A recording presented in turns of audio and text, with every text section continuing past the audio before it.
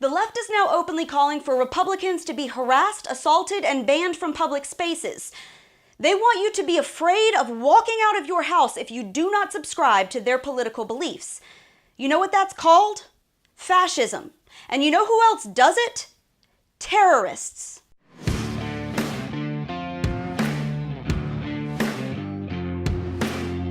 Hey guys, I'm Brittany Hughes. Welcome back to Reality Check on MRC TV. So someone reportedly left a burnt and decapitated animal carcass on a Homeland Security official's front porch this week. About 24 ICE agents have filed reports for threats of violence. Protesters are now harassing DHS Secretary Kirstjen Nielsen at her home. Now, of course, all of this seems just fine with Maxine Waters, who's now encouraging her supporters to harass President Trump's administration employees whenever they dare go out in public. If you see anybody from that cabinet in a restaurant, in a department store, at a gasoline station, you get out and you create a crowd. And you push back on them. And you tell them they're not welcome anymore, anywhere.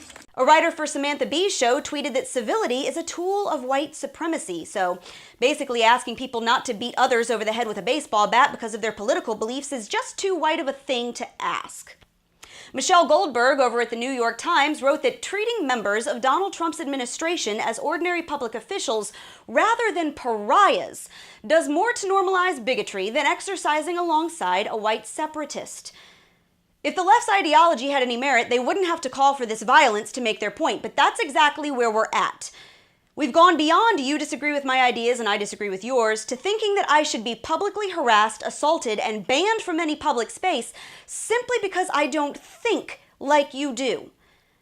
That same side of the aisle that wanted to publicly shame and bankrupt a random Christian baker for not making a cake is now hailing a restaurant for refusing to serve a woman and her family simply because she works for Trump. And they're so blinded by their hate that they don't see their own hypocrisy in all of this. See, loony liberals are no longer just those folks on the fringe who hold some pretty whacked out and violent views. Now they're the norm. Now they get TV shows and op-eds in the New York Times. Now their politicians openly encourage groups like Antifa to riot against those with whom they disagree. Now their leftist political pundits justify and even praise bullies who harass Republicans in public. If you are a conservative, they want you to fear walking out of your house. They want border agents to be afraid to send their children to school. They're no longer afraid to call for the rape of a Republican president's child.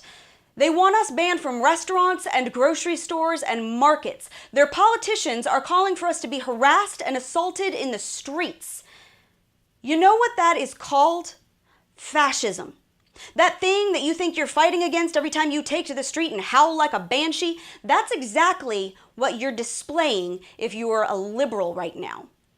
And you know who else behaves this way? Terrorists.